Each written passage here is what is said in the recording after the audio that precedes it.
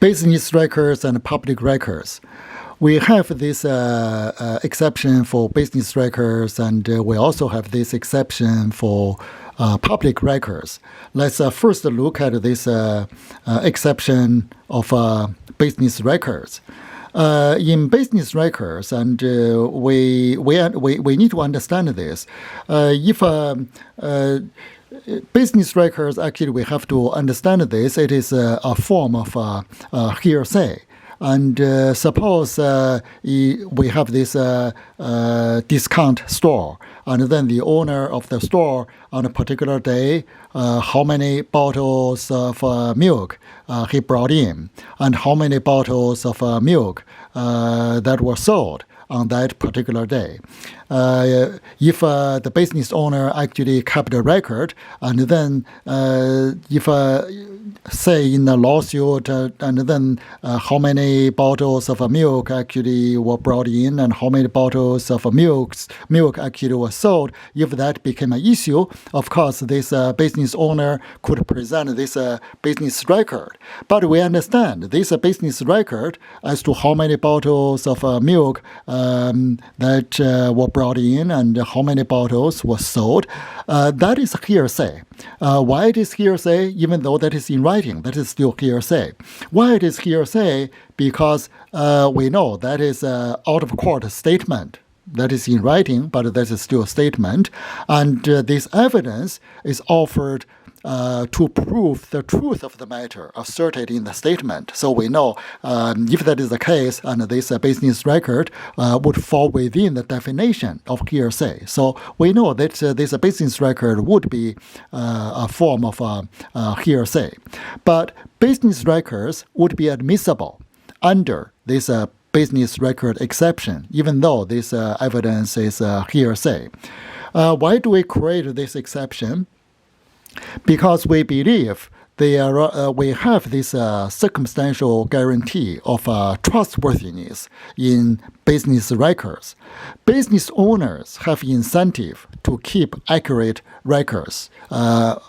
I think that is very understandable. For any business, if the business owner wants to have the business run properly, that owner has to keep an accurate record. If the business record would not be kept in an accurate way, that no business can run well. So that's why we believe we have this circumstantial guarantee of trustworthiness in the business records. So that's why we create this exception. And then we need to look at these public records. Public records, that means that would be records such as car registration, gun registration in this immigration office, and we would have this entry and exit records, so on and so forth. Those records kept by public employees. So we also believe we have this circumstantial guarantee of trustworthiness in these public records.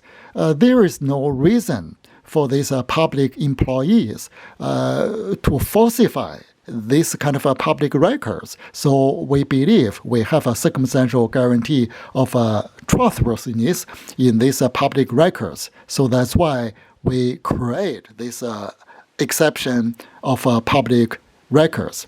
But in this public records discussion, we need to pay attention to this issue. That is a police report. The issue is, should we consider police report a form of a public record?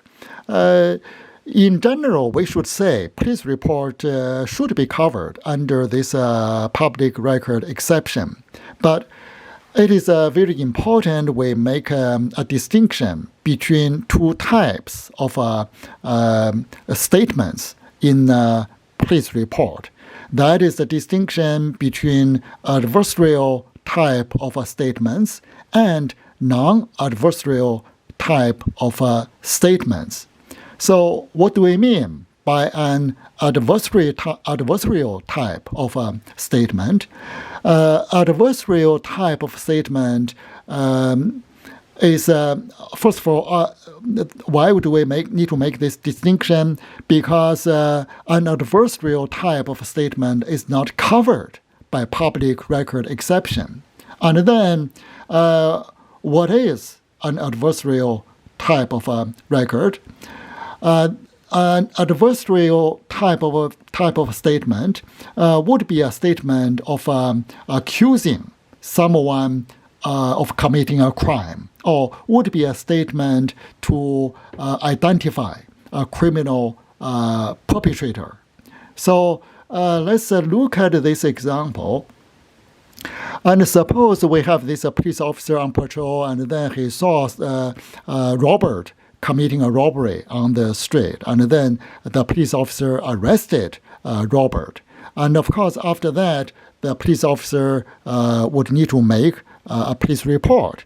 And then the officer in the report would write, "I saw Robert rob an old woman." So this statement, "I saw Robert rob an old woman," is an adversarial type of a statement, because in this statement, the officer is accusing Robert of committing a crime. It is important for us to emphasize this point. This type of statement is not covered by the public record exception. Meaning is, if on the day of a trial, if on the day the Robert is on trial for robbery, and if this police officer who made this police report could not show up in court, and then the issue is, can the prosecution introduce the police record and including this statement, "I saw Robert rob an old woman"? That is really the evidence law issue. The answer to the question is no. This statement would not be admissible under the public record exception. Why we would not admit this statement? That was because in the Sixth Amendment to the U.S. Constitution, we have this confrontation clause. Based on this confrontation clause, anyone who is accusing the defendant of committing a crime must be in court to be confronted and cross-examined. That is a constitutional requirement. So because of this requirement by this Sixth Amendment confrontation clause, an adversarial type of a statement, meaning the statement accusing the defendant of committing a crime, would not be covered by the public record exception. Meaning is, for this statement, "I saw Robert rob an old woman," to be admissible, the police officer who saw the robbery must come to court in person to testify, so that he could be confronted by the defendant. So that is required by the Constitution. So that is really the reason why we say this adversarial type of statements would not be covered by the public record exception. Okay, so here is once again adversary type of statements is a statement that identifies the defendant as a perpetrator that is not covered by the public record exception. Non-adversarial type of statement, once again, would be this kind of routine public records, such as records of gun registration, records of motor vehicle registration, immigration records, so on and so forth. So those kind of records would be covered under this public record exception. The exception for statements made for medical diagnosis and treatment. If a person goes to a doctor's office and made statements to the doctor for medical diagnosis and treatment, the doctor actually can go to court to testify as to the patient's statements. those statements would be hearsay, but they would be admissible under this exception of statements for medical diagnosis and treatment. What kind of circumstantial guarantee of trustworthiness we have in this exception? We believe we have a circumstantial guarantee of trustworthiness in this kind of statement. Because we all understand if a person goes to a doctor for treatment or diagnosis, the patient would be truthful to his doctor.